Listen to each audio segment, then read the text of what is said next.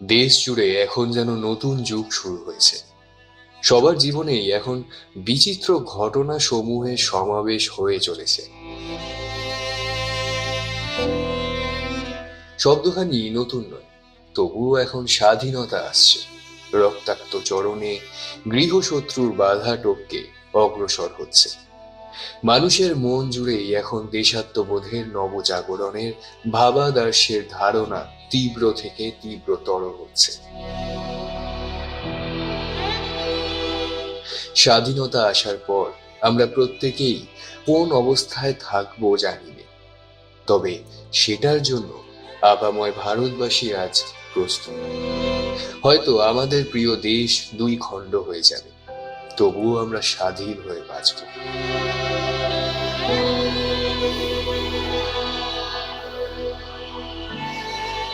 এখন চারদিকে হিন্দু মুসলিম লড়াইয়ের মাঝে শুধুই একটা প্রশ্ন বড় হয়ে মাথা তুলেছে: দোষ কার, হিন্দু না মুসলমান? জাতপাতের খুনোখুনির মধ্যে আমাদের যেন সাধারণ জীবনযাপন করাই এক প্রকার অসম্ভব হয়ে দাঁড়িয়েছিল। রক্তপাতে বয়ে যাওয়া কলকাতা থেকে অনেকটাই দূরে পাটনাতে বহুদিন ধরে সত্যবতী খোকাকে নিয়ে অবস্থান করছিল। সেখান থেকেই পাটনা শহরে আমাদের যাওয়া এবং পাণ্ডেজির সাথে সাক্ষাৎ, এরপর দীপনারায়ণ সিংয়ের মৃত্যু রহস্যের কিনারা করা।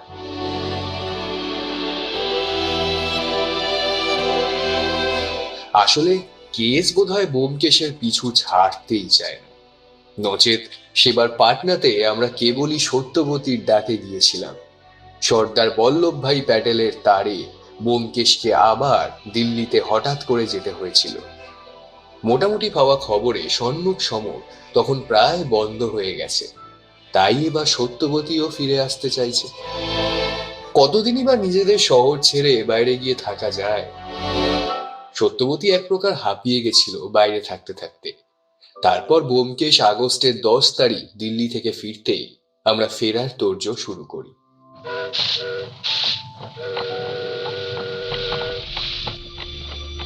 কলকাতার বাসায় গিয়ে ফের সাজিয়ে বাসাটাকে আবার সত্যবতীর উপযোগী করতে হবে। পাটনায় অনেকটা সময় কাটানোর ফলে সেখানেও আস্ত একটা সংসার হয়েই গেছিল, তাই এতটা চট করে সবকিছু গোছগাছ করে ফিরে আসা সহজ ছিল না। একা সুকুমারের উপর সবটা ছাড়া অনুচিত, তাই সত্যবতী রয়েই গেল। কদিন পরেই সুকুমার সত্যবতীকে নিয়ে ফিরে আসবে, নয়তো আমরাই গিয়ে আবার নিয়ে আসবো, এই সিদ্ধান্তই উপনীত হয়েছিল। আমি আর ব্যোমকেশ 13ই আগস্ট ফিরে এলাম। কদিনের মধ্যেই অনাদিবাবুর হত্যা রহস্যেরও কিনারা হয়ে গেল। চুক্তি অনুসারে প্রভাতের সাথে বইয়ের ব্যবসায় আবারও অংশীদার হয়ে গেছিলাম।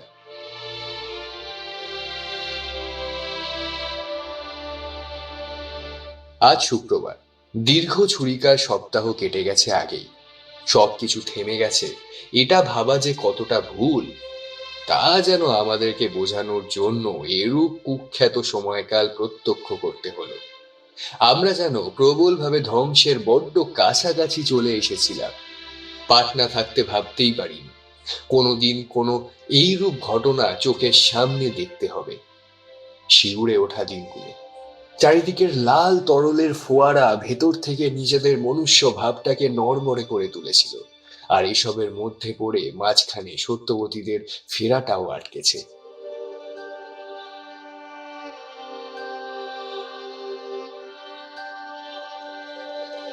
যাই হোক, এখন আবার সপ্তাহখানের পর সামনের সোমবারেই সত্যবতীদের নিয়ে কলকাতা ফিরে আসছে, সে বিষয়ে সুকুমার তার করে জানিয়ে দিয়েছিল। আমরাও উৎফুল্ল ছিলাম, আবার আমাদের প্রিয় কলকাতায় সবাই একসাথে থাকতে পারবো এই ভেবে। উটিরামও বেজায় খুশি। আমাদের এদিক ওদিক থাকার মধ্যে সে একমাত্র হ্যারিসন রোডের বাসাটা আগলে রেখেছে। দুপুরের খাওয়া দাওয়ার পর ভাবলাম একটু আজ বেরিয়ে আসি। অনেকদিন ভালো করে নিজের শহর ঘোরা হয়নি।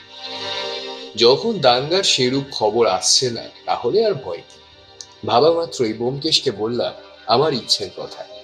ব্যোমকেশও আগের মতন আর ঘরকুনো নেই, তাই সে আমার প্রস্তাবের এক কথায় রাজি হয়ে গেল। আমরা বেরিয়ে আমাদের হ্যারিসন রোড বরাবর ধরে বড় বাজারের দিকেই চলছিলাম। হাঁটার সাথে সাথে যথারীতি আমাদের ধূমপানও চলছিল। খানিক যাওয়ার পর থেকে চারিদিকের অবস্থা দেখে মনে হলো এই হিংসার রেশ হিন্দু মুসলিমদের মধ্যে থাকলেও তার জেরে প্রতিটি প্রাণী থেকে বাড়ি ঘর সবই দিশেহারা হয়ে গেছে। যতই এগোতে থাকি বিমর্ষতার অনুভূতিও পাল্লা মিলিয়ে বেড়েই চলেছিল। চোখে পড়ল দূরে কিছু মুসলিম যুবক হাতে অস্ত্র নিয়ে ঘুরছে। পরিস্থিতি দেখে ব্যোমকেশ দাঁড়িয়ে পড়ল, আমার দিকে ফিরে বলল, না ভাইয়া, আশেপাশে যা নজরে আসছে তাতে গতিক সুবিধা ঠিকছে না। এই সময় কাজ ছাড়া বাহির হওয়া খুব উচিত হবে না। সম্মুখ সমরের রেশ এখনো কাটেনি, বরং তা বোধ করি ভেতর থেকে আরো মনাগ্নি সংগ্রহ করছে বড় কিছু করার জন্য। বলে থামল। আমিও তার কথায় একমত হলাম। এমন অবস্থায় বাইরে থাকা মানে বিপদকে নিজের মাথার উপর চড়তে দেওয়াই বলে। এক অদ্ভুত ভীতি, যন্ত্রণা যা ব্যোমকেশের মতন সাহসীকেও বিচলিত করে তুলছে আজকাল। সত্যি কি পরিস্থিতি, হ্যাঁ? যাই হোক, আমরা দ্রুত পায়ে বাসায় ফিরে এলাম এবং পথে কোথাও ধূমপান না করি।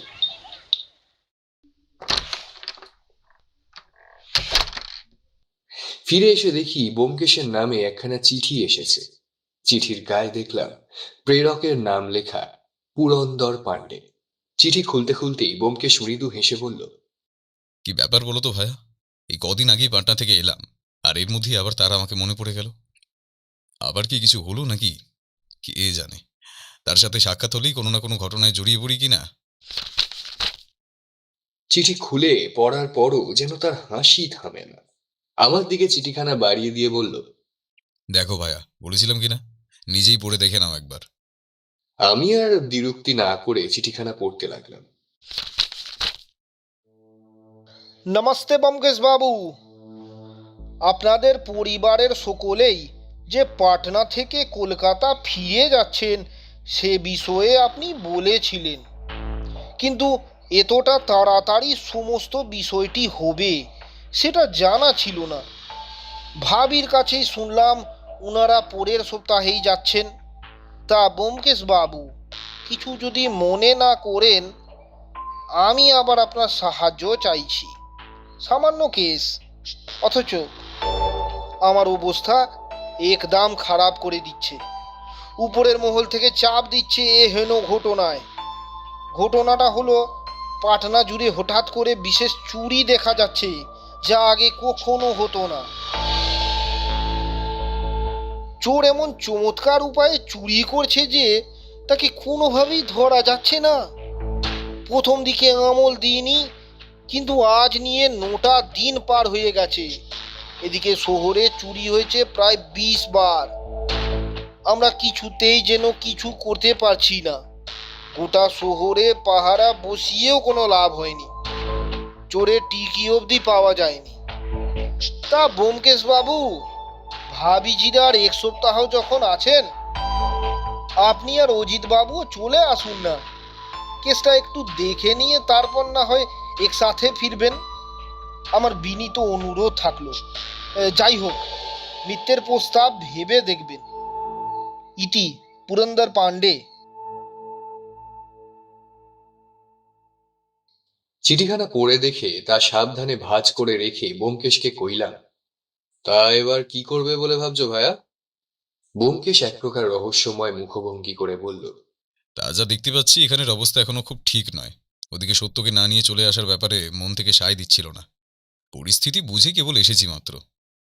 খানিক থেমে চশমা নামিয়ে যেন স্বগতোক্তি করল, পাণ্ডে বলছে যখন, একবার ফের গিয়ে দেখাই যাক। কেসটাও দেখা যাবে আর সত্যকে নিয়ে ফেরাটাও হয়ে যাবে। মোদ্দা কথা গিয়ে হচ্ছে, এক ঢিলে 2 পাখি মারা যাবে।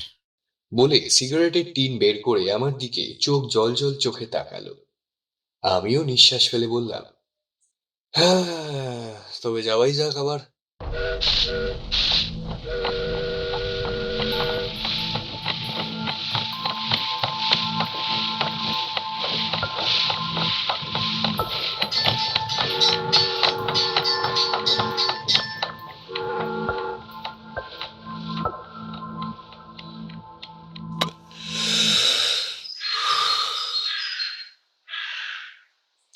সিগারেটে শুক টান দিতে দিতে ব্যোমকেশ বলল, তা এই চুরির ঘটনা কবে থেকে ঘটছে পাণ্ডেজি?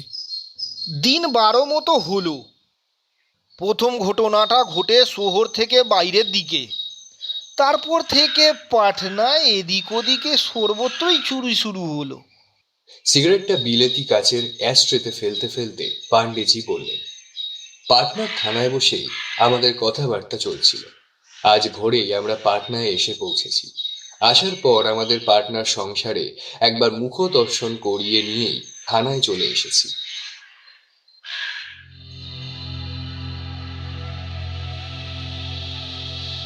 সত্যবতী তো দারুণ চমকে গেছিল আমাদেরকে দেখে।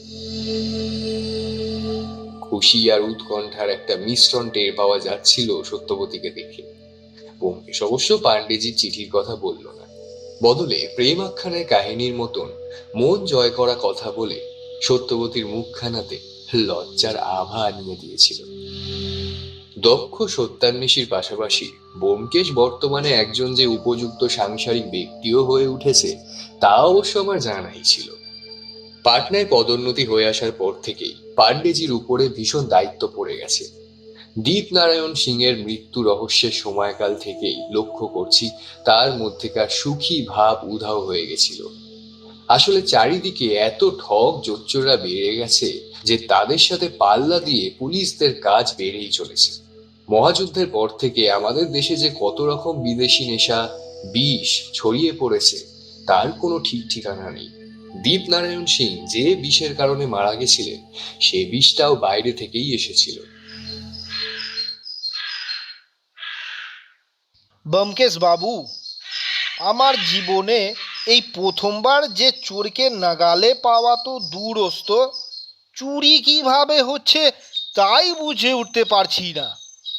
চোর যেন কোন অদৃশ্য জায়গা ফুঁড়ে হাজির হয়ে আবার অনন্তকালেই হারিয়ে যাচ্ছে। গোটা পাটনার মোটামুটি সব দিকেই চুরি হয়েছে। একেবারে নিম্নবিত্ত থেকে জমিনদার বংশ সব বাড়িতেই চুরি হচ্ছে। সর্বক্ষেত্রে যে খুব মূল্যবান কিছু চুরি হচ্ছে তা নয়, সাধারণ গৃহকর্মে ব্যবহার করা জিনিসও চুরি হচ্ছে। শেষ চুরিটা যে বাড়িতে হলো তা আবার এই থানা থেকে মাত্র মিনিট 5 দূরত্বে, ভূপেশ যাদবের বাড়িতে। নিম্নবিত্ত পরিবার, সেখানে চোর এসে পিতলের থালা বাসন চুরি করে নিয়ে গেছে। ব্যোমকেশ মন দিয়ে কথা শুনছিল। সে উঠে দাঁড়িয়ে পড়ে বলল, আচ্ছা, এটা যে একজন চুরি ঘটনা ঘটাচ্ছে তা আপনারা বুঝলেন কিভাবে?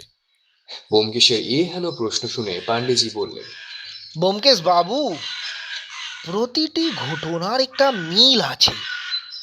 চুরি হচ্ছে দিনের বেলাতে, প্রথম দিকে রাত্রে ভাবলেও পরের দিকে ঘটনাক্রম বুঝতে পারি দিনের বেলাতে যে কোনো সময়ে চুরি হয়ে যাচ্ছে। এইবার তারপরেই যত বিপত্তি শুরু হয়েছে। যতগুলো বাড়িতে চুরি হয়েছে তারা কোনো বাইরের অচেনা লোকে আশেপাশে ঘুরতে অবধি দেখেনি। চুরির সময় বাড়িগুলোতে লোকজন ছিল, তাও কেউ কিছুই টের পাচ্ছে না। চুরি যে হয়েছে তা বুঝতেই তাদের সময় লেগে যাচ্ছে। বলে পাণ্ডেজি থামলেন। তার চেহারার মধ্যেই উদ্বিগ্নতার রেশ ফুটে উঠেছে। ব্যোমকেশ আবার চেয়ারে বসে পড়েছিল। আমি তো এক প্রকার অবাক হয়েই শুনছিলাম।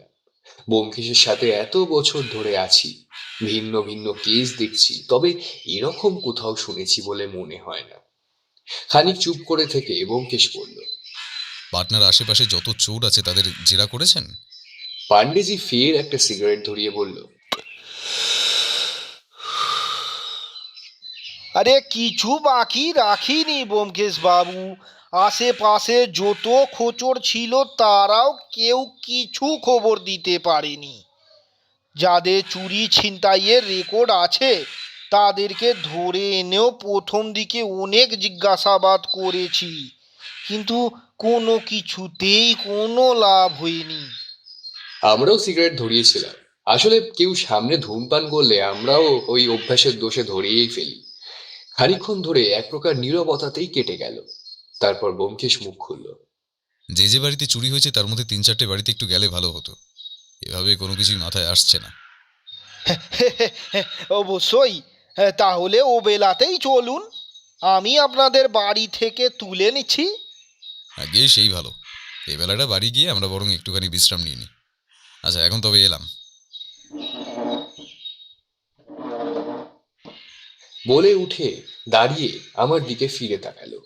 আমিও উঠে পড়েছিলাম।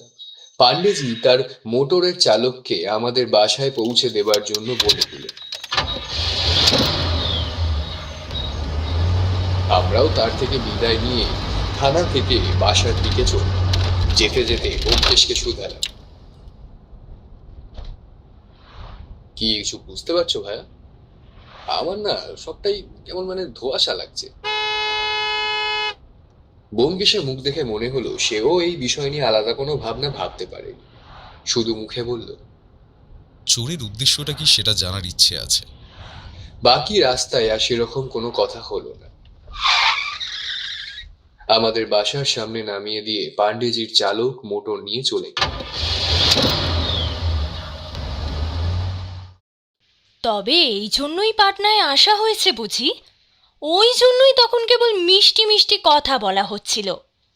বাসায় ঢুকতেই সত্যবতীর রাগ মিশ্রিত গলার শব্দ শুনে আমরা দাঁড়িয়ে পড়লাম। নিশ্চিতভাবে সত্যবতী পান্ডেজির মোটর ভিতর থেকে দেখতে পেয়ে কিছু আন্দাজ করে নিয়েছে। ব্যোমকেশ সত্যবতীকে বলল, সত্য জানোই তো, রহস্য আমার পিছু ছাড়ে না। একজন সত্যান্বেষী হিসেবে তার সন্ধান করা আমার উচিত কিনা তুমিই বলো দেখি। সত্যবতী আর কিছু না বলে ভিতর দিকে চলে গেল। ব্যোমকেশ আমার দিকে তাকিয়ে মাথা ঝাঁকিয়ে বলল, সংসার ধর্ম ভায়া, সংসার ধর্ম। আজ দুপুরে আহারাদির জন্য সত্যবতী বেশ জমিয়ে রান্না করেছে। সুকুমারও আমাদের সহিত খেতে বসেছে। সত্যবতী পরিবেশন করছে। খাওয়া প্রায় শেষের দিকে তখন সত্যবতী আমাদের অপেক্ষা করতে বলে হেসেলের দিকে গেল। এখানকার বাসার হেসেলটা বাইরের দিকে, আর তাছাড়া জায়গা খুব বেশি বড় নয়। সত্যবতী ফিরে এসে আমাদের শেষ পাতে চাটনি পরিবেশন করলো। খাওয়া শেষে ব্যোমকেশ উঠতে গিয়ে বাইরের দরজার দিকে চোখ পড়তেই থমকে দাঁড়িয়ে পড়ল। আমাদের বসার ঘর থেকে সদর দরজাটা দেখা যায়। তারপর সত্যবতীর দিকে তাকিয়ে জিজ্ঞেস করলো, সদর দরজার উপর যে ঘোড়ার নাল লাগানো ছিল সেটা কোথায়?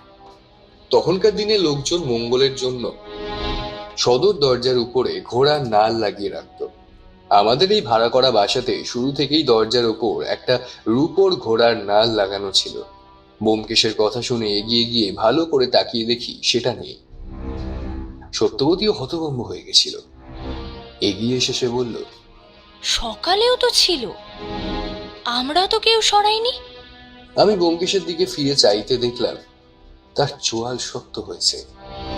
মনে মনে আমি বললাম, শেষমেশ কিনা সত্যান্বেষীর ঘরেই চুরি। ব্যোমকেশ ভালো করে দরজার সামনেটা দেখতে লাগলো। সদর দরজার বাইরেই রাস্তা। যে কেউ যখন তখনই বাড়ির সদস্যদের অন্যমনস্কতার সুযোগে নাল চুরি করতেই পারে। তবে ব্যাপারটা হলো নালটা নামানোর সময় কোনো আওয়াজ হয়েছে কিনা সেটা। এমনিতেও ভিতর থেকে নালের একটা সামান্য অংশই দেখতে পাওয়া যেত। ব্যোমকেশ না খেয়াল করলে হয়তো আমরা লক্ষ্যই করতাম না। ভালো করে দরজা পরীক্ষা নিরীক্ষা করার পর জুতো পায়ে গলিয়ে বাসার বাইরেটাও ভালো করে দেখতে লাগলো ব্যোমকেশ। যদিও সেরকম কিছুই পাওয়া গেল না। ব্যোমকেশ বাসার ভিতরে ফিরে আসলো। মাথা নেড়ে বলল, না, কিছুই তো পেলাম না। যে চুরি করেছে সে ভালো করে খেয়াল রেখেই চুরি করেছে। বাইরে থেকে যে কেউ চুরি করতে পারে সাবধানে, এবং তাতে আমাদের টের না পাওয়াটা অস্বাভাবিক কিছু নয়। তবে বলে থেমে গেল ব্যোমকেশ। পকেট হাতড়ে দেশলাই বের করে আমার থেকে সিগারেটের টিনটা চেয়ে নিয়ে একটা ধরিয়ে নিয়ে ফের বলতে শুরু করলো, আমার মনে হয় না পান্ডেজি যাদের শহরের পাহারায় নিযুক্ত করছেন তাতে খুব একটা লাভ কিছু হবে। চোর অতি সাবধানী ব্যক্তি, সে বিষয়ে কোনো সন্দেহ নেই। তবে ঘোড়ার নাল চুরি করার কারণ আমার মাথায় আসছে না ভাইয়া। ঘরে তখন ধোয়ার মেঘ তৈরি হয়ে গেছিল।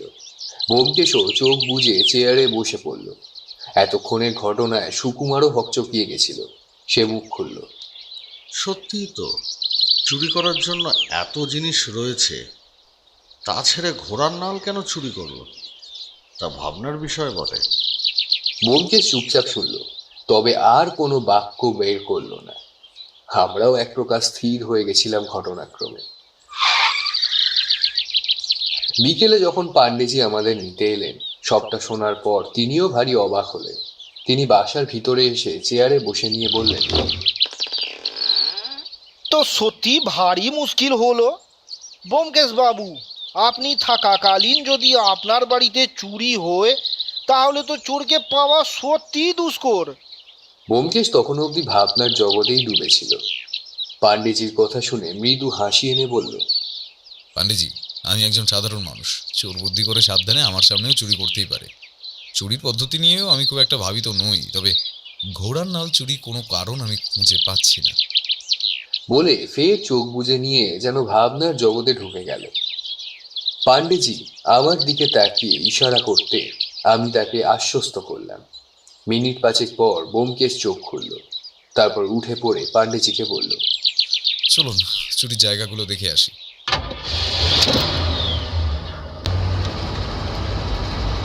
পাণ্ডেজির মোটরে আমরা তিনজন উঠে বসতেই পাণ্ডেজি চালককে কোথাও একটা যাওয়ার নির্দেশ করল। পথে যেতে যেতে ডাক্তার পালিতের ডিসপেন্সারি পড়ল। এ পথ আমাদের ভালো মতন চেনা। জানলা দিয়ে বাইরে দেখতে দেখতে ব্যোমকেশ পাণ্ডেজিকে বলল, এখানকার সবাই কেমন আছে পাণ্ডেজি? দীপনারায়ণ সিংজির মৃত্যুর পর তাদের জমিনদারি ব্যবস্থা এই কদিনেই ভেঙে পড়েছে। যোগ্য উত্তরাধিকারী না থাকায় এই বিপুল সম্পত্তির বেহিসেবি খরচা যেভাবে বেড়ে চলেছে, তাতে হয়তো দেবনারায়ণের শেষ জীবনে তাকে পথে নেমেও দাঁড়াতে হতে পারে। তার স্ত্রীও উপযুক্ত নয় এ তো বিরাট কিছু সামলানোর জন্যে। সত্যি ভগবান যদি একটু বোধ বুদ্ধি দিত দেবনারায়ণকে। বলে একটা দীর্ঘশ্বাস ফেলে নিয়ে থামলেন পাণ্ডেজি। কিছুক্ষণ আর কোনো কথা হলো না। আধ ঘন্টার মধ্যে আমাদের মোটর পাটনা শহরের দক্ষিণ প্রান্তে এসে উপস্থিত হলো। শহরের এই দিকটা একদম নতুন বলা চলে। ছড়িয়ে ছিটিয়ে থাকা বাড়িগুলো দেখলেই বোঝা যায় এলাকার মধ্যে আধুনিকতার ছাপ রয়েছে। একটা বেশ বড় একতলা বাড়ির সামনে মোটর থামাতে বললেন পাণ্ডেজি। বাড়ির চারপাশে মানুষের উচ্চতার পাঁচিল ও তার উপরে কাটা তারের বেড়া দেওয়া আছে। মোটর থেকে আমরা তিনজনে নামলাম, পাণ্ডেজি সামনে, আমরা পিছন পিছন বাড়ির ভিতরে যাওয়ার রাস্তা দিয়ে চলতে লাগলাম। বাঁধানো রাস্তার দুপাশেই সদৃশ্য বাগান রয়েছে। বাগানটি দেখলেই বোঝা যায় প্রতিদিনই পরিচর্যা করা হয়। এগোতে এগোতে পাণ্ডেজি নিচু গলায় বললেন, বাড়ির মালিকের নাম অমরনাথ ভৌমিক, বিপত্নিক। এখন একাই থাকেন। সরকারের উঁচু পদে চাকরি সূত্রে বহুদিন পাটনা শহরে রয়েছেন। দীপনারায়ণজির বাড়ির অনুষ্ঠানে তিনিও সেদিন উপস্থিত ছিলেন। খুব একটা মিশুকে লোক নন। পারত পক্ষে দরকার ছাড়া আমার সাথেও সেরম মিলামেশা হয়নি। এনার বাড়িতে চুরি হওয়ার পর থেকে আমার উপরও চাপ বেড়েছে। আচ্ছা, কথা বলতে বলতে আমরা বাড়িতে প্রবেশ করবার দরজার সামনে এসে উপস্থিত হয়েছিলাম। বাড়ির পিছন দিক থেকে একজন খাকি পোশাক পরা পাহারাদার বেরিয়ে এসেছিল। পাণ্ডেজিকে দেখে চিনতে পেরে আমাদের বাইরে থেকেই দরজা খুলে আমাদের ভিতরে নিয়ে গেলেন। প্রবেশ করে সামনেই বসবার ঘরে আমাদের বসতে বলে বেরিয়ে আসা একজন কাজের লোককে দিয়ে অমরনাথ বাবুকে ডেকে পাঠালেন। চেয়ারে বসে আমরা তিনজন অপেক্ষা করতে লাগলাম। বসবার ঘরটায় চারিদিকেই নানান রকম পেন্টিং দিয়ে সাজানো। এ ঘরের স্নিগ্ধতা ও আসবাবই বলে দিচ্ছে বাড়ির মালিকের আভিজাত্যপূর্ণ পছন্দের কথা।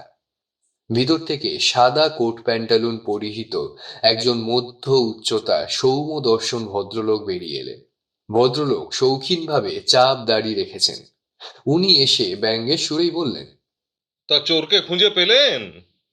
তারপরই আমাদের দিকে ফিরে প্রশ্নবোধক চিত্তে তাকাতেই পাণ্ডেজি আমাদের পরিচয় দিলেন। আমাদের পরিচয় পেয়ে ভদ্রলোক যেন একটু আশ্বস্ত হলেন। তিনি বললেন, দেখুন ব্যোমকেশ বাবু, শহরে যেভাবে চুরি হচ্ছে তা বেশ উদ্বেগজনক। আমার বাড়ির পিছন দিকে একটা ছোট সংগ্রহশালার মতো ঘর করেছি। বাড়ির চারপাশে পাহারা, দেখতেই পেয়েছেন।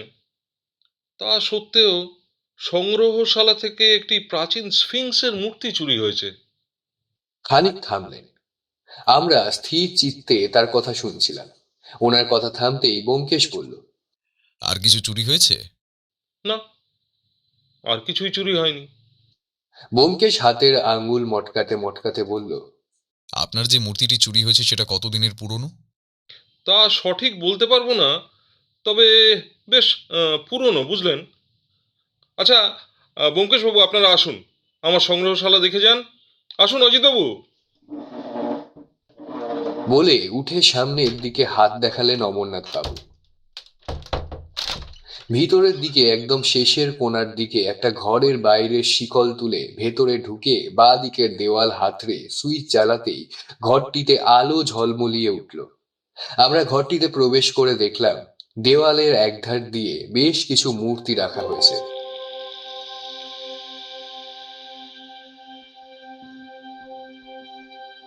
ঘরে অনেকগুলো তাক রয়েছে এবং তাতেও ছোটখাটো জিনিসপত্র আছে। মহেঞ্জোদারো থেকে পাওয়া মূর্তির ন্যায় অনুরূপ একটা মূর্তি আছে দেখলাম। তাছাড়াও বিভিন্ন সময়ের বিভিন্ন জিনিসপত্র আছে। ব্যোমকেশ এগিয়ে গিয়ে একটা মূর্তি হাত দিয়ে ধরলো। হাতে বেশ কিছুক্ষণ রাখার পর সেটা নামিয়ে রেখে দিয়ে বাকিগুলো দেখতে লাগলো। অমরনাথ বাবু এক নাগাড়ে মূর্তিগুলোর প্রাচীনত্ব এবং তার বর্ণনা সম্পর্কে আমাদের বলে চলেছিলেন। আমি ও পাণ্ডেজি একদিকে দাঁড়িয়ে সেগুলো শুনলেও ব্যোমকেশকে দেখে মনে হলো না যে সে এই কথাগুলি শুনতে আগ্রহ প্রকাশ করছে। আমি ভিতর ভিতর বিস্মিত হলাম, এই ভেবে যে ব্যোমকেশ এত ধৈর্যবান, এইসব বিষয় নিয়ে তার আগ্রহেরও শেষ নেই, তাহলে কেন কথাগুলো ঠিকভাবে শুনছে না? চুরি যাওয়া ফিংসের মূর্তির আর একটা জোড়া ছিল কোথায়। সেটা এক কোণে থাকা দেরাজ থেকে বার করে ব্যোমকেশকে দিলেন অমরনাথ বাবু। এটাও হাতে নিয়ে দেখেই ফেরত দিয়ে দিল ব্যোমকেশ। কেমন লাগছে আপনাদের অজিতবাবু? পাণ্ডেজি ব্যস্ত মানুষ, তার পক্ষে এরকম কেস ছাড়া এই স্থান দেখা সম্ভব হতো না। শেষের লাইন বলার সময় একটা শ্লেষাত্মকতার ছোঁয়া পাওয়া গেল। পাণ্ডেজি অবশ্য তাতে কিছু বললেন না। আমিও ভালোই লাগছে, শুধুমাত্র এইটুকুই বললাম। ব্যোমকেশের দিকে তাকিয়ে দেখলাম মুখে যেন একটা মৃদু হাসি খেলছে। একটা অর্থপূর্ণ হাসি দিয়ে সে অমরনাথ বাবুকে বলল, আপনার সংগ্রহশালা মন্দ নয়, বেশ ভালোই লাগলো। যাই হোক, আজ বরং আসি, একটু কাজের তাড়া ছিল। চলো অজিত, চলুন পাণ্ডেজি। অমরনাথ বাবু শশ ব্যস্ত হয়ে বলে উঠলেন, এমা, একটু অপেক্ষা করুন, এক কাপ চা খেয়ে যান আপনারা। সে আর একদিন হবে ক্ষণ, আপনি এখন ব্যস্ত হবেন না। আজ আমরা আসছি, নমস্কার নেবেন। বলে বাইরের দিকে যাওয়ার জন্য পা বাড়ালো। আমরাও তাকে অনুসরণ করলাম। খানিক এগিয়ে গিয়ে ব্যোমকেশ কি ভেবে আবার পিছনে ফিরল, গিয়ে অমরনাথ বাবুর সামনে গিয়ে বলল, পারলে আপনার সংগ্রহে থাকা মূর্তিগুলোর একবার কোনো প্রত্নতাত্ত্বিকের কাছ থেকে গিয়ে বয়সের গণনা করিয়ে নেবেন, যথার্থভাবে। হ্যাঁ, চলি। বলে হাসি মুখেই বেরিয়ে এলো ব্যোমকেশ।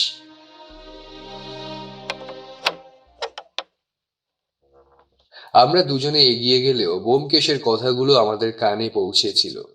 আমি ব্যোমকেশের দিকে উৎসুক চোখে তাকাতেই ব্যোমকেশ আস্তে আস্তে বলল, সবটাই এখনকার কোনো শিল্পীকে দিয়ে বানানো, অর্থাৎ এর প্রাচীনত্বের গল্পখানা মিথ্যে। বলে নিয়ে আবার কিঞ্চিত মুখের চিন্তায় ভ্রুকুটি দেখা গেল। মাথায় হাত ঘষে ফের বলল, তবে এমন মূর্তিও বা চুরি করে চোরের লাভ কি? বেচের থেকে রূপোর নালে বেশি টাকা পাওয়া যাবে, বরং চুরির উদ্দেশ্যখানা কোনোভাবেই যে মাথায় আসছে না।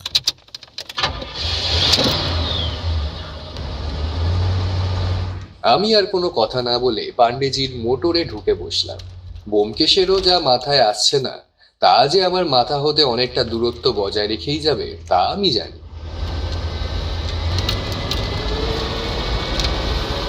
সেদিন আরো বেশ কিছু বাড়িতে যাওয়া হলো। সবকটা জায়গাতে গিয়ে ব্যোমকেশ ভালো করেই দেখলো। আমি অবশ্য তার মুখ দেখেই বুঝেছিলাম কোনো জায়গাতে গিয়েই খুব একটা প্রসন্ন হয়নি। সেদিনকার মতন বেশ কয়েকটি বাড়ি দেখে আমরা 8টার মধ্যেই ফিরে এলাম। একমাত্র ধনঞ্জয় শর্মার বাড়ির সোনার হার ছাড়া আর কোথাও বিশেষ উল্লেখযোগ্য দ্রব্যাদি দেখলাম না যা চুরি করে চোরের লাভ হবে। ব্যোমকেশের মুখ দেখলাম বেশ গম্ভীর হয়ে আছে। বাসায় ফিরে আসা স্তক সে কোনো রকম বাক্য প্রকাশ করেনি। বসবার ঘরে বসে আমরা তিনজন এক প্রকার নীরবতা পালন করে বসে আছি। সত্যবতী হেসেলে রয়েছে। এইভাবে বেশ খানিক সময় কেটে যাওয়ার পর আমার মনটা বড়ই চঞ্চল হয়ে উঠল। কথা না বলে কাহা তো এরকম ভাবে থাকা যায়। সুকুমার এমনিতেই স্বল্পভাষী, আর তার মধ্যে ব্যোমকেশের গম্ভীরতা তাকে আরো চুপ করিয়ে দিয়েছে।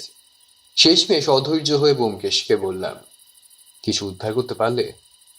ব্যোমকেশ আমার দিকে তাকিয়ে ধীরে ধীরে বলল, চুরির উদ্দেশ্য আর যাই হোক না কেন, সেগুলো বিক্রি করা নয়।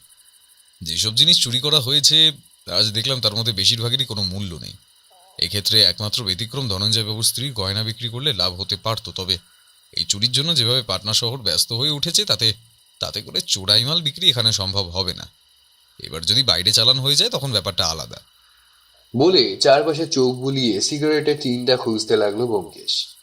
আমি পাশ থেকে তাকে টিন এগিয়ে দিতেই তার মধ্যে থেকে একটা সিগারেট বের করে অগ্নিসংযোগ করলো। ধূমপান করতে করতে ব্যোমকেশ ফের একাগ্র চিত্তে চোখ বুজে ভাবতে লাগলো। খানিক বাদে দেখি ব্যোমকেশ উঠে দাঁড়িয়ে পায়চারি আরম্ভ করেছে। মুখের আদলেও তার পরিবর্তন এসেছে, কিছু একটা মাথায় এসেছে নিশ্চয়ই। ব্যোমকেশ বসে পড়ে বেশ গদগদ কণ্ঠস্বরেই বলতে লাগলো,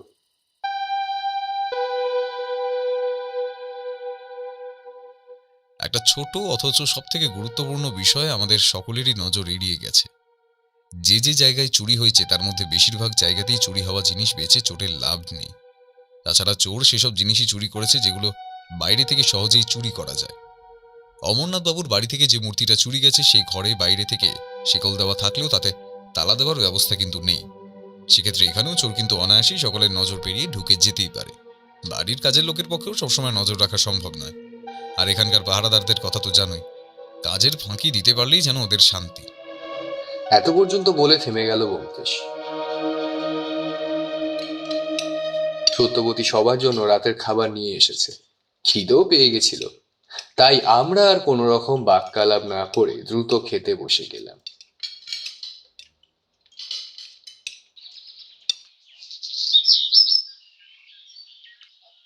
পরদিন সকালে উঠে রোজকার প্রাত্যহিক ক্রিয়া করে নিয়ে বসে খবরের কাগজে চোখ বোলাচ্ছি।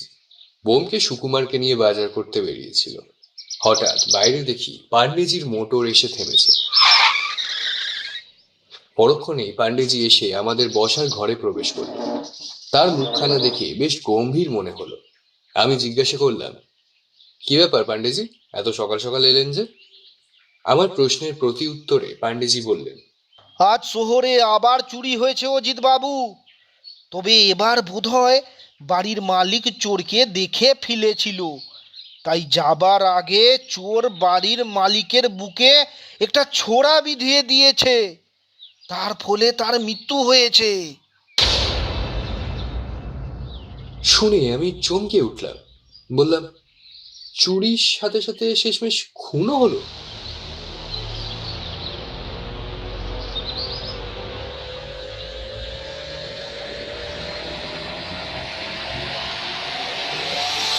দেখি দরজা দিয়ে ব্যোমকেশ আর সুকুমার ঢুকছে। আমার কথা বোধহয় কিছু তার কানে পৌঁছেছিল। পান্ডেজি ব্যোমকেশের দিকে তাকিয়ে ফের ঘটনাটা ব্যক্ত করলেন। সব শুনে মনে হলো ব্যোমকেশ যেন একটু চিন্তিত হলো। সে মৃদু স্বরে বলে উঠল, খুনের ব্যাপারখানা তো ভাবনায় অনেকটা ঘেটে দিচ্ছে মশাই। তারপর স্বাভাবিক গলাতেই বলল, চলুন দেখি পাকস্থলে যাওয়া যাক। বলেই গায়ের আলোড়নখানা ঠিক করে নিয়ে বেরিয়ে পড়ল ব্যোমকেশ। পান্ডেজি জানতেন খুনের কথা শুনে ব্যোমকেশ সেখানে যেতে চাইবে, তাই তিনি খবর পাওয়া মাত্র এদিক পানে চলে এসেছিলেন, যাতে একেবারে আমাদেরকে সাথে নিয়েই একবার ঘটনাস্থলে যেতে পারে। আমিও ফতুয়াখানা ঠিক করে নিয়ে বেরিয়ে এসে পান্ডেজির মোটরের ভিতর বসলাম। পাটনা শহরের প্রাচীন দিকটায় আমাদের নিয়ে মোটর এগিয়ে চলল। এই পথ দিয়ে দীপনারায়ণ সিং এর বাড়ি যাওয়া যায়। যেতে যেতে পান্ডেজি বললেন, যিনি খুন হয়েছেন তিনিও শহরের বেশ পয়সাওয়ালা মানুষ। নাম জগিন্দর তিওয়ারি। পূর্বপুরুষের কাঠের ব্যবসা ছিল, সেটাকেই বড় করে তুলেছে। বয়স হয়েছিল বেশ, তবে যদ্দূর শুনেছি ওনার পারিবারিক জীবন খুব একটা সুখের ছিল না। 13 বছর আগে উত্তরের দিকে ঘুরতে গিয়ে স্ত্রী ও ছেলে দুর্ঘটনায় মারা যায়। ছেলের স্ত্রী কিছুদিন যদিও বেঁচে ছিল, কিন্তু ক্রমশ স্বাস্থ্যের অবনতিতে তারও মৃত্যু ঘটে। পরিবারের এতজনের মৃত্যু যোগিন্দরজিকে ভিতর থেকে অনেকটা ভেঙে দিয়েছিল। তবে একমাত্র নাতির মুখ চেয়ে তাকে আবার পুনরায় হাল ধরতে হয়েছিল। নাতি অতীন্দ্র অবশ্য এখানকার ছেলেপুলেদের মধ্যে বেশ ভালোই বলা চলে। এখন তো সেই তার দাদুর ব্যবসা দেখত। বলে থামলেন পাণ্ডেজি। মোটো ততক্ষণে এসে একখানা বিরাট দোতলা বাড়ির সামনে দাঁড়িয়ে পড়েছে। বাড়ির ফটকের সামনেই একজন হাবিলদার দাঁড়িয়েছিল। পাণ্ডেজি গাড়ি থেকে নামতেই সেলাম দিয়ে একপাশে সরে দাঁড়ালো। আমরা ভিতরে প্রবেশ করতেই একজন পুলিশের উর্দি পরা সুস্বাস্থ্যের অধিকারী অল্প বয়স্ক যুবক স্যালুট করে এসে দাঁড়ালো। পাণ্ডেজি তাকে দেখে বললেন, লাশ কোথায় সুচিন্ত? সুচিন্ত একবার আমাদের দিকে তাকিয়ে নিয়ে বলল, লাশ উপরে শোয়ার ঘরেই রয়েছে। আপনি আসছেন শুনে এখনো অবধি লাশ চালান করা হয়নি। আসুন, আমার সাথে আসুন। বলেই সামনের দিকে ইঙ্গিত করলো। আমরা তিনজন তাকে অনুসরণ করে ভিতরের দিকে চললাম। হাঁটতে হাঁটতে চাপা গলায় পাণ্ডেজি আমাদের বললেন, রতিকান্তের পরিবর্তে এ এলাকার দায়িত্ব এখন সুচিন্তকে দেওয়া হয়েছে। নতুন ছেলে হলেও বেশ করিতকর্মা আছে। আমরা ভিতরে প্রবেশ করেই দেখতে পারলাম সামনের দালানের একপাশে একটা বিশাল আকারের সেগুন কাঠের তৈরি হনুমানজির মূর্তি রয়েছে। চারিদিকে চোখ বুলাতেই কাঠের আরো কারুকার্য করা আসবাবপত্র দেখতে পেলাম। পাণ্ডেজির কথার সাথে সাথে মিলিয়ে বুঝতেই পেরেছিলাম যে বাড়ির মালিকের সম্পত্তির কোনো অভাব ছিল না। দোতলা সিঁড়ি দিয়ে উপরে যাওয়ার সময় একটা বিশেষ বিষয় খেয়াল করলাম। বাইরে থেকে বোঝা না গেলেও এ বাড়ির অনেকটা অংশই কাঠ দিয়ে তৈরি। পাকা বাড়ির সাথে কাঠ দিয়ে যৌথ সমন্বয় বাড়িখানা তৈরি। বেশ একটা তারিফযোগ্য স্থাপত্য। ব্যোমকেশ বেশ খানিকক্ষণ ধরেই চুপচাপ ছিল। বোধ করি চুরির সাথে খুনেরও যোগ নিয়ে তার মস্তিষ্কের মধ্যেকার অবস্থা তোলপাড় করে চলেছে। বাইরে থেকে অবশ্য ব্যোমকেশকে দেখলে কারোর পক্ষেই বোঝা সম্ভব নয় যে তার মনের ভেতর কি চলছে। ওই পাশে আর একটা সিঁড়ি দোতলায় উঠেছে। নিচে মোট 4টি ঘর, প্রত্যেকটি ঘরই বিশাল আকার। মনে হলো সেগুলো সম্ভবত হল ঘর। উপরে উঠবার পর এক পাশে দাঁড়িয়ে লক্ষ্য করলাম উপরটা সব শুদ্ধ গোটা 8 ঘর রয়েছে উপরের তলায়। সিঁড়ি দিয়ে উঠে পাশে বাঁকুড়া টেরাকোটার কাজ দেখতে পেলাম। সামঞ্জস্য মিলিয়ে নানান রঙের বিদেশি আলো ঝোলানো রয়েছে উপর থেকে। আমি মুগ্ধভাবে চারদিকটা দেখতে দেখতে এগোচ্ছিলাম। হঠাৎ করে প্রায় হোঁচট খেয়েই পড়ে যেতাম ব্যোমকেশ তার ক্ষিপ্ত হাতে আমাকে ধরে নিতে। আমিও নিজেকে সামলে নিলাম। দেখি জায়গাটা কেমন যেন ভাঙা। ব্যোমকেশ ধীরে ধীরে বলল, সামলে ভাইয়া, চারিপাশে স্থাপত্যে মুগ্ধ হওয়ার সাথে সাথে ভালো করে সবকিছু নজরবন্দি করে নাও। তবে এই বাড়ি দেখলেই বোঝা যায় মালিকের শিল্পকলার প্রতি আনুগত্যের কথা। পাণ্ডেজি এগিয়ে গেছিলেন। আমাদের দাঁড়িয়ে পড়তে দেখে ফিরে তাকালেন। আমরাও আর না দাঁড়িয়ে এগিয়ে গেলাম। সামনের বড় ঘরের দরজা খোলা, ভিতরে লোকজনও দেখা যাচ্ছে। নিশ্চিত এই ঘরেই লাশ রয়েছে। ঘরে ঢুকতেই দেখলাম দুজন অচেনা লোক দাঁড়িয়ে আছে। তাদের মধ্যে একজনের যথেষ্ট বয়স হয়েছে। পোশাক দেখে মনে হচ্ছে খুব সম্ভবত বাড়ির কাজের লোক হবে। আর একজন সৌম্যদর্শন যুবক। কোকড়ানো চুলগুলি মাথার দুপাশে নেমে এসেছে। চোখে সোনালী ফ্রেমের চশমা রয়েছে। পাণ্ডেজি যুবকটির দিকে তাকিয়ে কথা বলা শুরু করলেন। অতীন্দ্র বাবু, কি করে হলো এইসব? তার মানে এই হচ্ছে যোগীন্দ্রবাবুর নাতি। বিষণ্ণভাবে সে বলল, দাদুর ভোরবেলা ঘুম থেকে উঠে ছাদে পায়চারি করার অভ্যেস। আজও ছাদে পায়চারি করে নেমে এসে খুড়োলাল দাদুকে 1 কাপ চা দিতে বলে ঘরে চলে গেছিল। চা নিয়ে যাওয়ার সময় দাদুর ঘর থেকে তীব্র চিৎকারের শব্দ শুনে খুড়োলাল দাদু চায়ের কাপ নিচে ফেলেই দৌড় লাগান দাদুর ঘরে। গিয়ে দেখেন দাদুর এই অবস্থা। বলে খানিকটা কান্নার দমক চেপে চুপ করে গেলেন অতীন্দ্রবাবু। আমার চোখ গেল ঘরের দক্ষিণে থাকা বিশাল পালঙ্কের দিকে। সাদা ধবধবে চাদর পুরো যেন লালে রূপান্তরিত হয়েছে। একপাশে কাত হয়ে ভদ্রলোক পড়ে আছে, ছুরিটা সামান্য অংশ পাশ থেকে দেখা যাচ্ছে।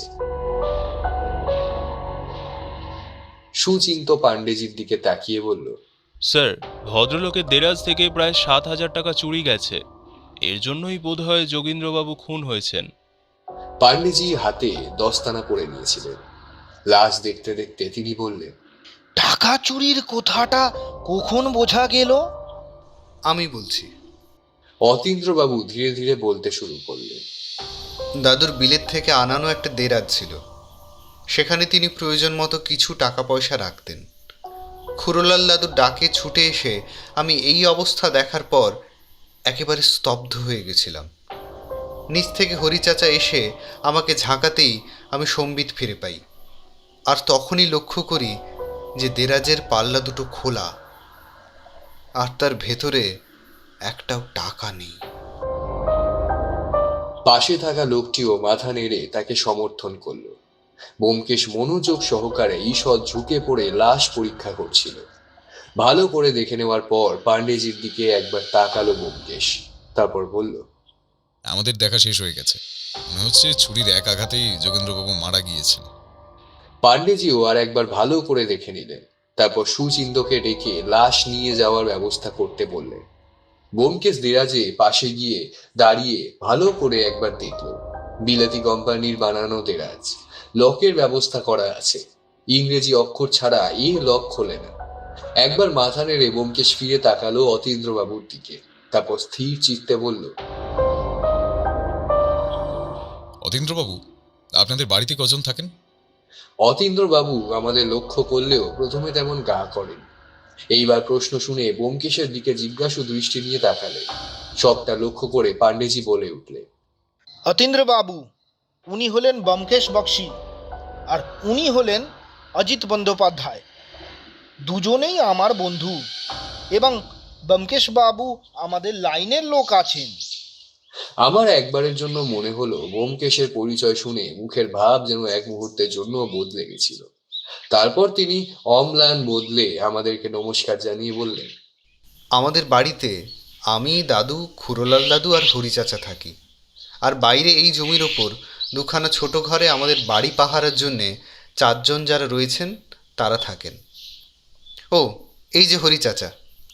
বলেই পাশে থাকা লোকটির দিকে তাকালো। হরির এবারেও কিছু না বলে শুধু একবার মাথা হেলালো। ব্যোমকেশের দেরাজ দেখা হয়ে গেছিল। দেরাজের পাশে একটা জানলা রয়েছে, সেদিকে এগিয়ে গেল ব্যোমকেশ। ওই পাশে জানলা রয়েছে, জানলার ছিটকিনি খোলাই রয়েছে, তবে পাল্লাগুলো ভেজানো।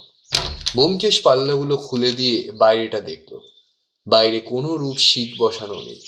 ব্যোমকেশ একবার জানলা দিয়ে ঝুঁকে নিচের দিকে দেখলো, তারপর মাথা তুলে নিয়ে পাল্লাখানা আবার বন্ধ করে দিল।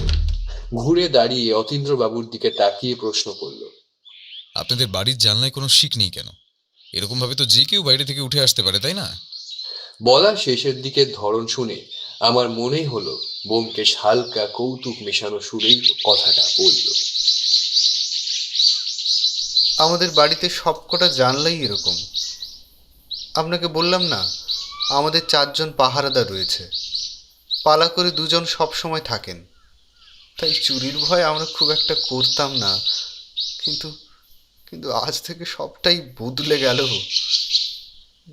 দাদুকে এইভাবে দাদু। কথা শেষ করতে পারলেন না অতীন্দ্রবাবু। ফুপিয়ে বাচ্চাদের মতন করেই কেঁদে উঠলেন তিনি। পাশে থাকা হরি তার হাত ধরে নিয়ে বলল, ছোট বাবু, নিজেকে একটু সামলান। সবটা যে এখন থেকে আপনাকে দেখতে হবে। ব্যোমকেশের দিকে চেয়ে দেখলাম তার মুখে যেন একটা রহস্যময় হাসি ভেতর থেকে ফুটছে। সে যে কিছু একটা খুঁজে পেয়েছে সে বিষয়ে আমি নিশ্চিত বলে মনে মনে ভাবলাম। বাইরের থেকে সাদা পোশাক পরিহিত দুজন এসে যোগীন্দ্র বাবুর মরদেহ নিয়ে গেল। তাদের নিয়ে যাওয়ার দিকে একবার তাকিয়ে নিয়ে তারপর চাহনি ফিরিয়ে সুচিন্তের দিকে চেয়ে পাণ্ডেজি বললেন, যতটা তাড়াতাড়ি সম্ভব ময়না তদন্তের রিপোর্ট আমাকে গিয়ে দিয়ে এসো। সব হয়ে গেলে লাশকে পরিবারকে দ্রুত পৌঁছে দিও। ব্যোমকেশ আমার পাশে এসে দাঁড়িয়েছিল। পাণ্ডেজি বলল, আপনি আর কিছু জানতে চাইবেন ব্যোমকেশ বাবু? না, আপাতত কিছু জিজ্ঞেস করার নেই, তবে জানলার দিকটা বলে ব্যোমকেশ সেদিকটায় তাকালো। মনে হচ্ছে এই জানলার দিকটা বাড়ির পেছনের অংশ। যাই, আমি একবার চট করে দেখে আসি। হ্যাঁ। ব্যোমকেশ একাই গেল। আমরা দাঁড়িয়েছিলাম। পাণ্ডেজি অতীন্দ্রবাবুকে বললেন, দরকারে আমাদের প্রয়োজনে সবার ঘরের তল্লাশি হতে পারে। আপাতত সবাই সাবধানে থাকবেন। সুচিন্ত, তুমি এদিকটা বুঝে নিও। নিন, চলুন অজিত বাবু, এবার বেরোনো যাক। আমিও তাতে সায় দিয়ে যোগীন্দ্রবাবুর ঘর থেকে বেরিয়ে এলাম। পাণ্ডেজি আর আমি বাইরে বেরিয়ে এসে মোটরের সামনে অপেক্ষা করতে লাগলাম। ব্যোমকেশ পিছন দিক দেখে নিয়ে এখনো ফিরে আসেনি। পাণ্ডেজি পকেট থেকে সিগারেটের টিন বার করে আমার দিকে এগিয়ে দিলেন। আমি একটা সিগারেট বের করে নিলাম। সিগারেটে অগ্নি সংযোগ করে খানিকটা যেন বিষাদের সুরেই পাণ্ডেজি বললেন, বুঝলেন অজিত বাবু, পাটনা শহরে অপরাধের প্রবণতা দিন বেদিন বেড়েই চলেছে। মাঝে মাঝে নিজেকে ভীষণ রকম অপরাধী মনে হয়। চারিদিকের এত কিছু ঘটে চলেছে, তাও আমাদের হাত পা বাঁধা। সমাজের অবস্থা দেখে মনে মনে করুণা হয়। আমাদের লাইনের মধ্যে ভীষণভাবে ঘুষের পরিমাণ বেড়ে চলেছে। অপরাধ মনস্ক মাথা যখন আমাদের লাইনে ঢুকে আসে, তাতে সমাজের ক্ষতির পরিমাণ আরো বেড়ে যায়। খানিক ধোয়া ছেড়ে নিয়ে বলে চললেন, রতিকান্তের কোথায় ভাবুন না। একটা দীর্ঘশ্বাস ফেলে নিয়ে চুপ করে গেলেন পাণ্ডেজি। এভাবে প্রায় নিশ্চুপে আরো মিনিট 10 অতিক্রান্ত হয়ে গেল। তবে ব্যোমকেশের ফেরার লক্ষণ দেখা গেল না। মাথার উপরে আচমকা একটা কর্কশ ডাক শুনে আমি পাণ্ডেজি দুজনেই চমকে উঠে তাকালাম। পাশের উঁচু বটগাছ থেকে একটা দাঁড় কাক ডাকতে ডাকতে উড়ে গেল।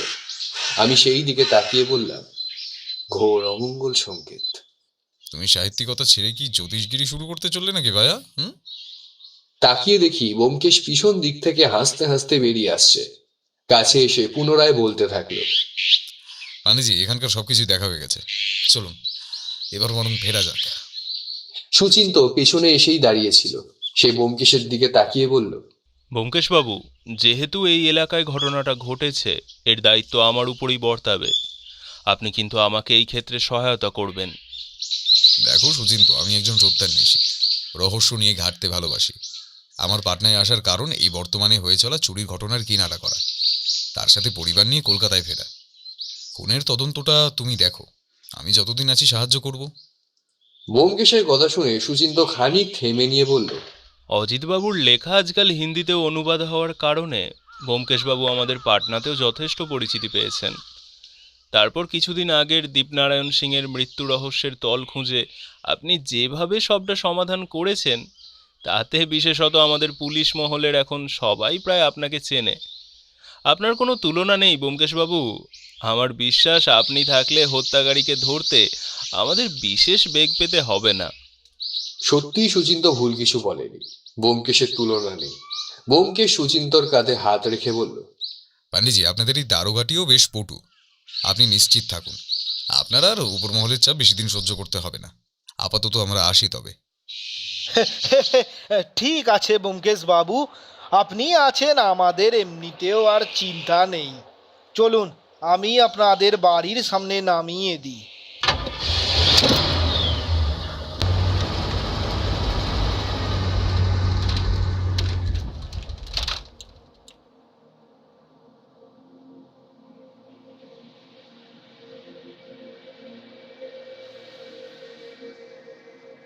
সেদিন আর বিশেষ কিছুই ঘটল না। ফেরবার পর সত্যবতী ব্যোমকেশকে ঘটনার কথা জিজ্ঞেস করায় শুধু ব্যোমকেশ তাকে রহস্য করে বলেছিল, চোখের সামনে সবাই আছে বুঝলে সত্য, শুধু তা প্রকাশ পাচ্ছে না, কিংবা দেখেও সবাই এড়িয়ে যাচ্ছে। তার মাথায় যে কি চলছে তা বোঝা শক্ত হলেও এইটুকু আন্দাজ করেছিলাম যে কিছু একটা ব্যাপার ব্যোমকেশ ধরতে পেরেছে। রাত্রে খাওয়ার সময় দেখলাম ব্যোমকেশের মেজাজ বেশ ফুরফুরে হয়ে আছে। সুকুমার খেতে খেতে চুরির ব্যাপারটা নিয়ে জিজ্ঞেস করলো। তাতে ব্যোমকেশ বলেছিল, চুরির ব্যাপারটা ঠিক আপাত সাধারণ চুরি নয়, কিছু একটা ঘটনা আছে এর মধ্যে, সেটাই উদ্ধার করতে হবে। আমি একটু রাত জেগে একটা উপন্যাসের গঠন নিয়ে সেদিন ভাবছিলাম। কলকাতায় ফিরেই যে অনেকটা কাজ দিতে হবে তার জন্য একটু কাজকাম এগিয়ে রাখার প্রয়াস, নচেত এতে আবার কাজের চাপ বেশি হয়ে যায়।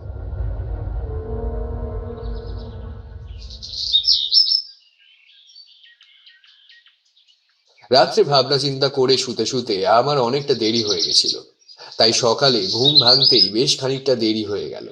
উঠে বাইরে গিয়ে শুনি ব্যোমকেশ আমি উঠবার ঘন্টাখানেক আগেই তৈরি হয়ে কোথাও একটা বেরিয়েছে।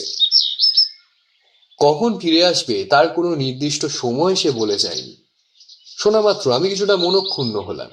নির্ঘাত এইসব কেসের ব্যাপার নিয়ে ব্যোমকেশ বেরিয়েছে। শুরু থেকেই আমি যখন আছি তাহলে আজ আমাকে নিয়ে যেতে পারত।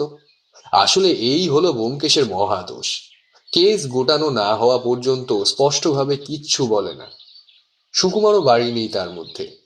আমিও প্রাতক্রিয়া সম্পন্ন করে নিয়ে কালকে রাত্রে ভাবা উপন্যাসটার একটা পর্ব লেখার উদ্দেশ্য নিয়ে কলম ধরলাম। ব্যোমকেশ সেদিন আর দুপুরেও ফিরল না। আমি ভেবেছিলাম এই সময়টাতে লেখার কাজটা অনেকটা এগিয়ে রাখবো, কিন্তু বিধি বা কলম নিয়ে বসে কেবল চুরি আর যোগীন্দ্রবাবুর খুন নিয়েই ভেবে চললাম। ভাবতে বেশ কয়েকখান সিগারেট খেয়ে নিলাম। মাঝে সত্যবতী এসে আমাকে যার জন্য শাসন করে বলে গেছে, ঠাকুরপো, পরপর এতবার ধূমপান করা কিন্তু মোটেও ঠিক নয়। আমিও সত্যবতীর শাসনের ফলে দমে গিয়ে সদরের দরজা খুলে বাসার সামনেই একটু পায়চারি করতে শুরু করলাম।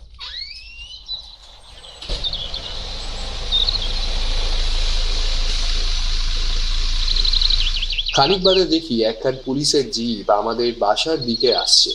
বাসার কাছে এসেই সেটি থেমে গেল এবং তার ভিতর থেকে ব্যোমকেশ বেরিয়ে এসে ভিতরে থাকা আরেকজন লোককে কিছু একটা বলে হাত নাড়ল। আমি এগিয়ে গিয়ে ভালো করে দেখলাম ভিতরে সুচিন্ত বসে আছে।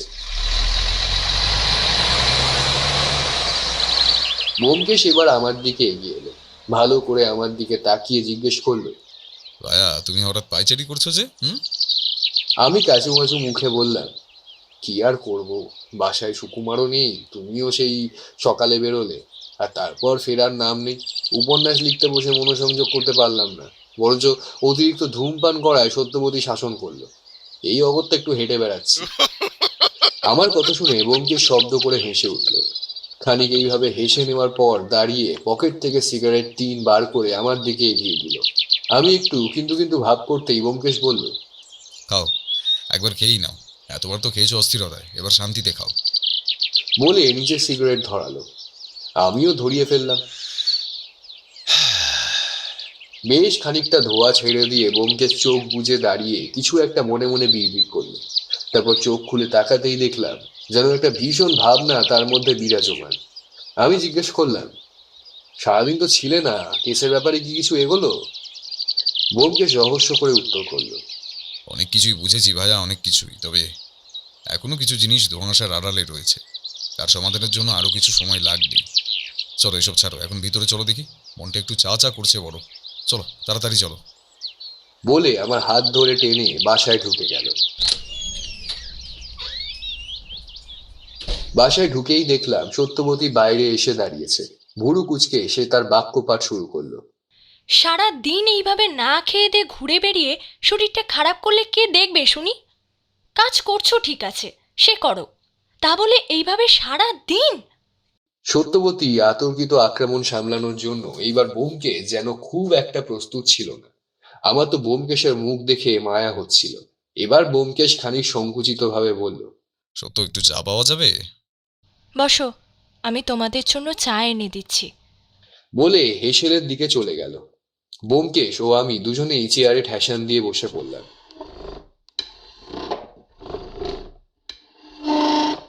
ব্যোমকেশ ফিস ফিস করে আমাকে বলল, সংসার ধর্ম হচ্ছে পৃথিবীর সব থেকে কঠিন ও বিচিত্র ধর্ম। তুমি তো এর ধার ধারলে না, তাই এই যাত্রায় তুমি বেঁচে গেছো ভাইয়া। হ্যাঁ, আমি হেসে বললাম, সে আর বলতে। সেদিন আর কেসপত্র নিয়ে কোনো কথা তুললাম না। ব্যোমকেশও ব্যাপারগুলো নিয়ে খুব একটা কথা বলতে আগ্রহী ছিল না। শুধু রাত্রে শুতে যাওয়ার আগে বলল, কাল সকাল সকাল তৈরি থেকো, ছিপ ফেলতে যেতে হতে পারে।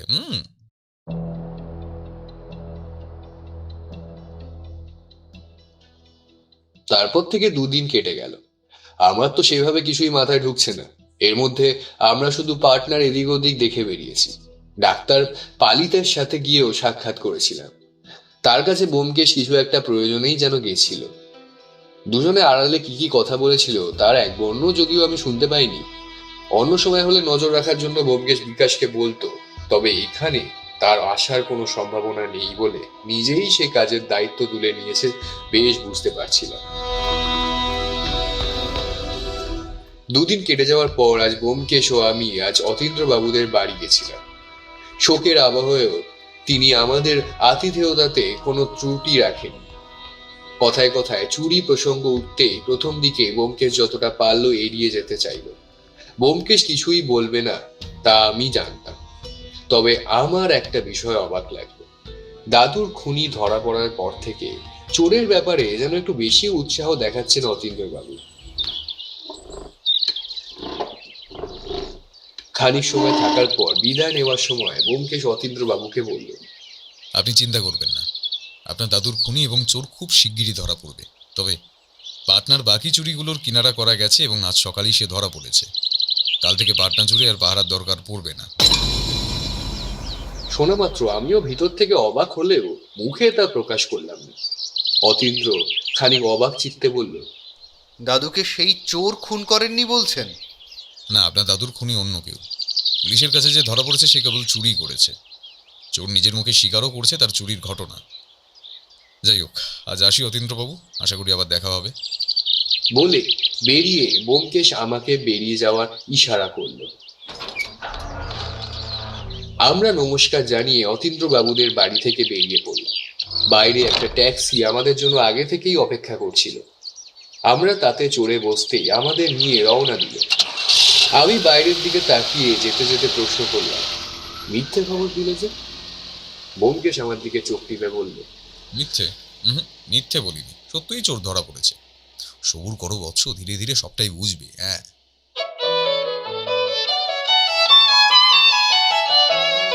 পরদিন সকালে উঠে দেখি আজ ব্যোমকেশ বেশ খোশ মেজাজেই রয়েছে। আমি খবরের কাগজ নিয়ে বসবার সময় তাকে জিজ্ঞেস করলাম যে এত খুশির কারণ কি। সে অবশ্য আমার এ কথা কোনো উত্তর করেনি। খানিক পরে দেখি বাসার সামনে পুলিশের জিপ থেকে সুচিন্ত নামছে।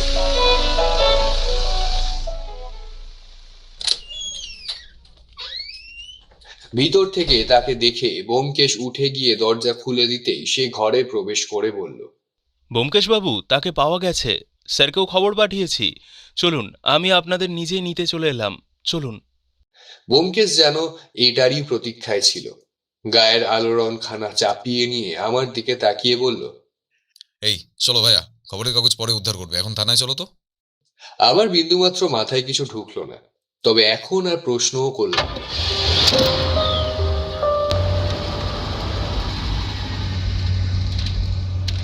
থানায় পৌঁছে ভিতরে ঢুকে যা দেখলাম তা দেখার জন্য মোটেই প্রস্তুত ছিলাম না। নিজের চোখকেও যেন বিশ্বাস করতে কষ্ট হচ্ছিল। অতীন্দ্রবাবুকে গড়াতে রাখা হয়েছে এবং তিনি সেখান থেকেই চেল্লাচ্ছেন, না না না, আমি আমি আমি কাউকে ছাড়বো না। আমাকে আমাকে অন্যায়ভাবে এখানে ছল করে আনা হয়েছে। আমি আমি কাউকে ছাড়বো না, কাউকে না। ব্যোমকেশ মৃদু হাসি মুখে এনে অতীন্দ্রর দিকে এগিয়ে গেল। তারপর বলল, সমস্ত তথ্য প্রমাণের ভিত্তিতেই আপনাকে এখানে আনা হয়েছে অতীন্দ্রবাবু।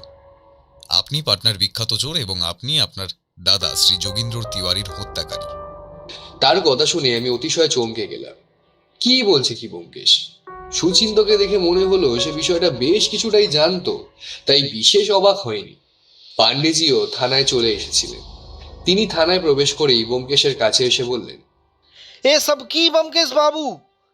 আমি তো কিছুই বুঝতে পারছি না। সুচিন্তর কাছে সমস্ত কিছুর তথ্য প্রমাণ আছে, যা আমাদের জোগাড় করতে দিন তিনেক সময় লেগেছে।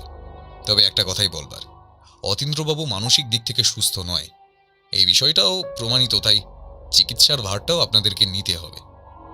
তো বেলায় আমার বাড়ি আসুন, তখন না হয় সবটা আমি বুঝিয়ে বলছি।